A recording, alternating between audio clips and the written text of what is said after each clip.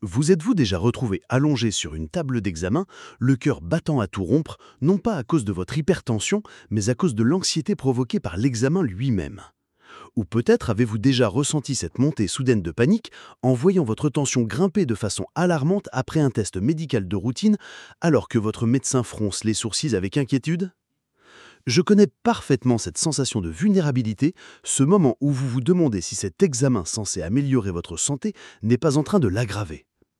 Vivre avec l'hypertension, c'est déjà naviguer dans un océan d'incertitudes, surveiller constamment vos chiffres, ajuster vos médicaments, modifier votre alimentation. Mais saviez-vous que certains examens médicaux courants, prescrits presque systématiquement, peuvent représenter un véritable danger pour les personnes souffrant d'hypertension? Et le plus frustrant, c'est que la plupart des médecins ne prennent même pas le temps de vous en informer, comme si votre tension artérielle n'était qu'un détail parmi d'autres dans votre dossier médical. Après 20 années passées à accompagner des patients hypertendus et à étudier les interactions entre les procédures médicales et la pression artérielle, j'ai identifié 5 examens particulièrement risqués que vous devriez aborder avec précaution. Dans cette vidéo, je vais vous révéler quels sont ces examens, pourquoi ils peuvent faire grimper dangereusement votre tension et surtout comment vous protéger efficacement sans renoncer aux soins dont vous avez besoin. Imaginez pouvoir vous rendre à vos rendez-vous médicaux en toute confiance, sans cette boule au ventre, sans craindre une crise hypertensive en plein examen. Imaginez pouvoir collaborer avec votre médecin d'égal à égal, en connaissant les risques et les alternatives possibles. Ces informations ne sont pas de simples conseils théoriques, mais des stratégies concrètes qui ont déjà aidé des centaines de mes patients à préserver leur santé cardiovasculaire tout en bénéficiant des examens nécessaires. Alors restez avec moi jusqu'à la fin, car ces quelques minutes pourraient littéralement sauver votre vie lors de votre prochain rendez-vous médical. Avant d'entrer dans le vif du sujet, j'aimerais savoir si vous ou l'un de vos proches avez déjà connu une poussée d'hypertension pendant ou après un examen médical. Partagez votre expérience dans les commentaires ci-dessous ou posez-moi vos questions sur ce sujet qui nous concerne tous. N'oubliez pas de vous abonner à la chaîne et d'activer les notifications pour recevoir tous nos contenus sur la gestion naturelle et efficace de l'hypertension. Commençons par comprendre pourquoi certains examens médicaux peuvent être particulièrement problématiques pour les personnes souffrant d'hypertension. Notre système cardiovasculaire est incroyablement sensible à de nombreux facteurs, et lorsque vous vivez déjà avec une pression artérielle élevée, chaque contrainte supplémentaire peut potentiellement déclencher une crise dangereuse. Le stress, certains produits de contraste, les positions inconfortables maintenues pendant de longues périodes, ou même la simple anxiété liée à l'examen peuvent tous contribuer à faire monter votre tension à des niveaux alarmants. Ce qui pourrait être un simple inconfort pour quelqu'un avec une tension normale peut devenir un risque sérieux pour vous. Les crises hypertensives survenant pendant des examens médicaux ne sont pas rares et, dans certains cas, elles peuvent même conduire à des complications graves, comme des accidents vasculaires cérébraux ou des crises cardiaques. Ce qui est particulièrement frustrant, c'est que de nombreux médecins ne prennent pas toujours en compte votre hypertension lorsqu'ils prescrivent ces examens ou ne vous informent pas des précautions spécifiques à prendre. Mais vous avez le droit de savoir. Et surtout, vous avez le droit de participer activement aux décisions concernant votre santé. Le premier examen qui mérite toute votre attention est l'imagerie par résonance magnétique, ou IRM, avec injection de gadolinium. Cet examen, souvent considéré comme un offensif, peut en réalité représenter un défi majeur pour les personnes hypertendues. Pourquoi ? Tout d'abord, l'environnement même de l'IRM est anxiogène. Vous êtes allongé dans un tube étroit, entouré de bruits assourdissants, parfois pendant plus d'une heure. Pour beaucoup de patients, cette situation génère une anxiété intense qui fait grimper la tension artérielle. Mais ce n'est pas tout. Le produit de contraste utilisé, le gadolinium, peut provoquer des réactions vasomotrices qui augmentent temporairement la pression artérielle. Si vous souffrez déjà d'hypertension, cette augmentation supplémentaire peut atteindre des niveaux dangereux. J'ai personnellement suivi le cas de Monique, une patiente de 67 ans, qui a subi une poussée hypertensive sévère pendant une IRM avec gadolinium, atteignant des chiffres de 210 sur 110, ce qui a nécessité une intervention médicale d'urgence. Alors, que pouvez-vous faire si cet examen est nécessaire ? Tout d'abord, informez systématiquement le radiologue et le technicien de votre hypertension. Demandez si l'examen peut être réalisé sans produit de contraste. Si ce n'est pas possible, discutez avec votre médecin de la possibilité de prendre un anxiolytique léger avant l'examen et surtout, assurez-vous que votre traitement antihypertenseur a été pris normalement le jour même. Certains centres proposent désormais des IRM à champ ouvert qui réduisent considérablement l'anxiété liée à l'examen. N'hésitez pas à demander cette option si elle existe près de chez vous. Enfin, certains radiologues acceptent de surveiller votre tension pendant l'examen, ce qui permet d'intervenir rapidement en cas de problème. Je voudrais faire une pause un instant pour vous poser une question importante. Quand quelqu'un a-t-il vraiment pris le temps d'écouter vos préoccupations concernant votre hypertension? Pas seulement les chiffres de votre tension, mais aussi comment vous vous sentez en vivant avec cette condition jour après jour. De nombreuses personnes me confient en privé qu'elles se sentent isolées, comme si personne ne comprenait vraiment le poids constant qu'elles portent, cette peur silencieuse qui accompagne chaque battement de cœur. Si vous vous reconnaissez dans cette situation, j'aimerais beaucoup entendre votre expérience dans les commentaires ci-dessous. Cela peut être aussi simple que «je lutte contre l'hypertension depuis X années et ce qui m'affecte le plus est» votre plus grande préoccupation. Partager votre histoire ne m'aide pas seulement à créer des contenus plus pertinents pour vous, mais montre également aux autres personnes qui regardent cette vidéo qu'elles ne sont pas seules dans ce combat. Parfois, savoir que quelqu'un d'autre vit la même situation apporte déjà un immense soulagement. Et qui sait, votre expérience pourrait être exactement ce que quelqu'un avait besoin de lire aujourd'hui pour retrouver l'espoir. Maintenant, continuons notre conversation sur comment nous pouvons transformer cette réalité ensemble. Le deuxième examen, potentiellement problématique, est l'angiographie coronaire, également appelée coronarographie. Il s'agit d'un examen invasif où un cathéter est inséré, généralement par l'artère fémorale, et guidé jusqu'aux artères coronaires pour visualiser d'éventuels rétrécissements ou blocages. Pour les patients hypertendus, cet examen présente plusieurs risques spécifiques. D'abord, le produit de contraste iodé utilisé peut provoquer une augmentation rapide de la pression artérielle. Ensuite, la manipulation du cathéter près du cœur peut stimuler des récepteurs nerveux qui déclenchent des réflexes vasculaires entraînant des variations brusques de la tension. J'ai observé que près de 30% de mes patients hypertendus subissant une angiocoronarographie connaissent une poussée hypertensive significative pendant ou immédiatement après la procédure. Le cas de Jean-Pierre, un patient de 58 ans, est particulièrement éloquent. Malgré un contrôle relativement bon de son hypertension au quotidien, il a développé une crise hypertensive pendant sa coronarographie, ce qui a prolongé son hospitalisation de 3 jours. Si vous devez subir cet examen, il est crucial que votre cardiologue soit pleinement informé de votre historique d'hypertension. Dans les jours précédant l'examen, une surveillance plus étroite de votre tension peut être nécessaire et parfois un ajustement temporaire de votre traitement antihypertenseur. Certains cardiologues préfèrent utiliser l'accès radial, par l'artère du poignet, plutôt que fémoral chez les patients hypertendus, car cette approche semble associée à moins de variations tensionnelles.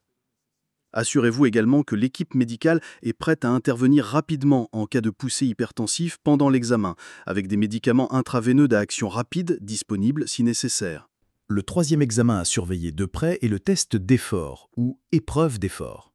Cet examen, qui consiste à marcher sur un tapis roulant ou à pédaler sur un vélo stationnaire avec une intensité progressivement croissante, est souvent utilisé pour évaluer la fonction cardiaque.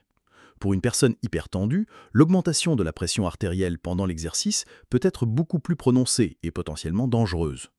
Lors d'un effort physique, il est normal que la pression systolique, le premier chiffre, augmente. Mais chez un patient hypertendu, cette augmentation peut atteindre des valeurs extrêmement élevées, parfois supérieures à 220 mm de mercure. Une telle pression peut augmenter significativement le risque d'accidents vasculaires cérébraux ou de lésions cardiaques pendant le test.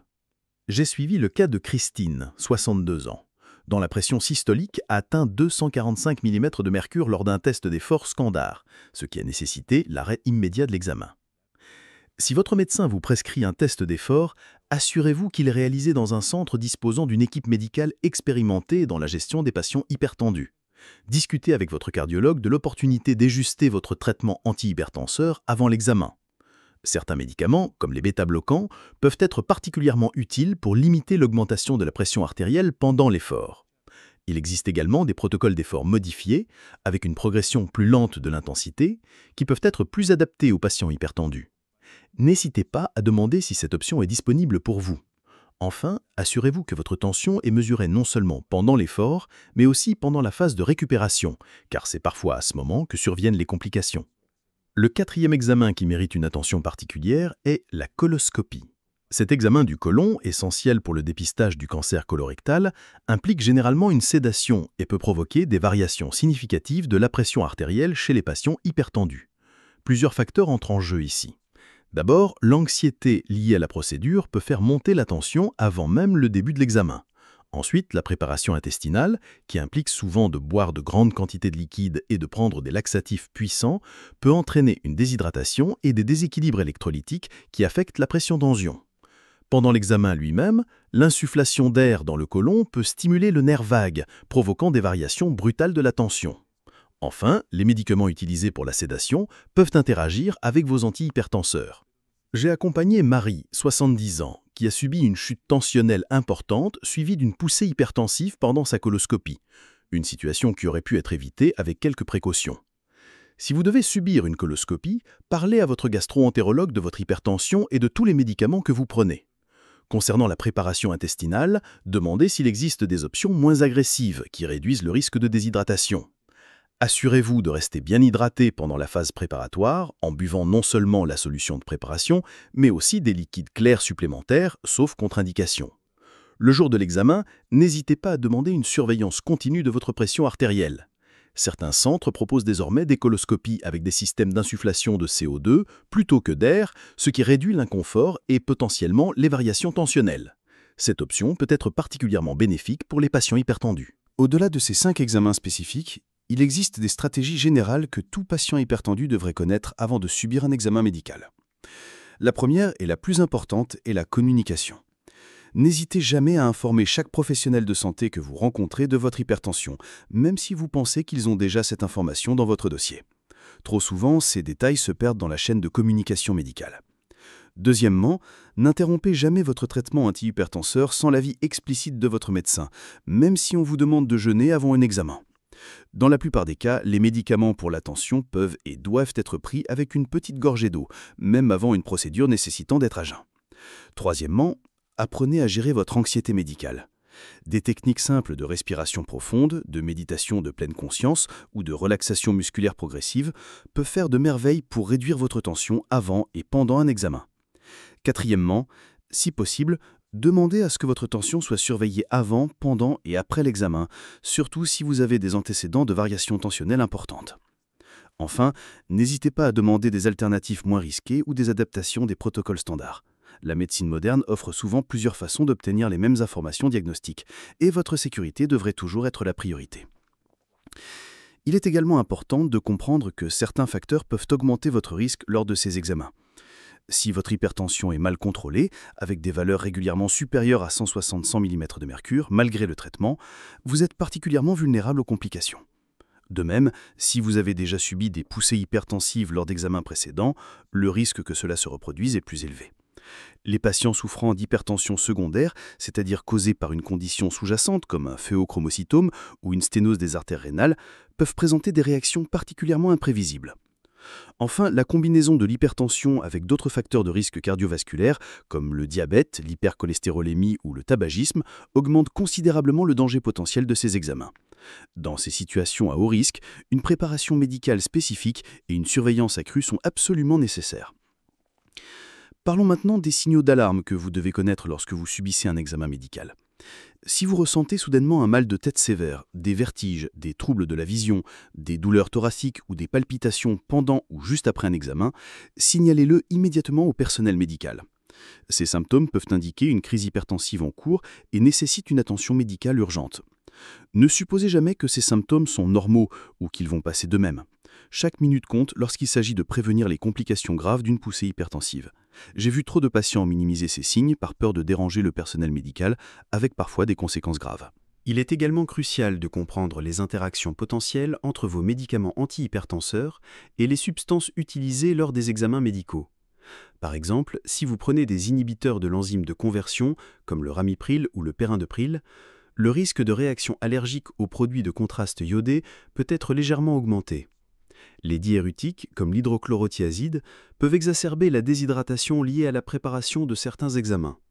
Les bêta-bloquants, comme le bisoprolol ou le métoprolol, peuvent masquer certains symptômes d'alerte pendant un test d'effort.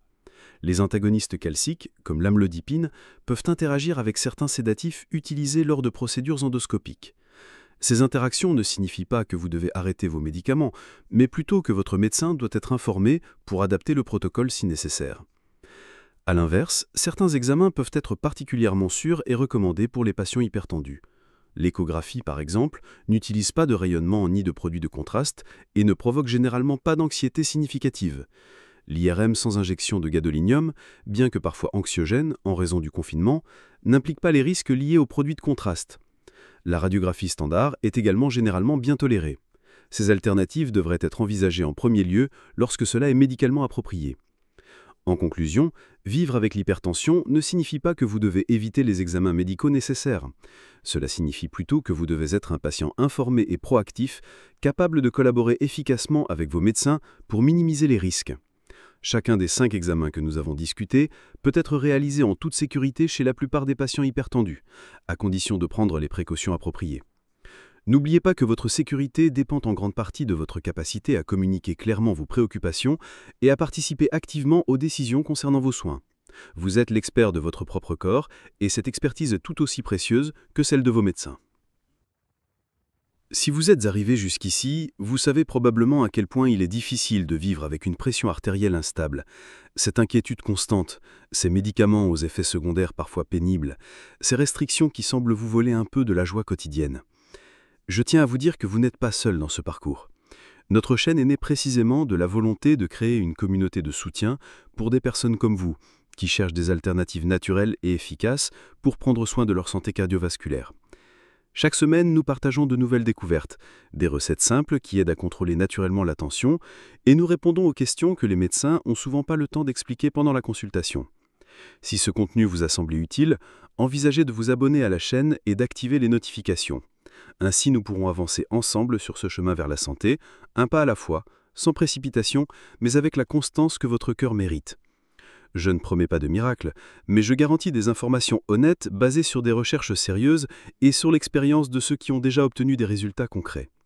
Prenez soin de vous, et j'espère vous retrouver dans la prochaine vidéo où nous continuerons notre conversation sur comment mieux vivre, même avec l'hypertension. Votre cœur vous remercie pour chaque petit soin que vous lui accordez aujourd'hui.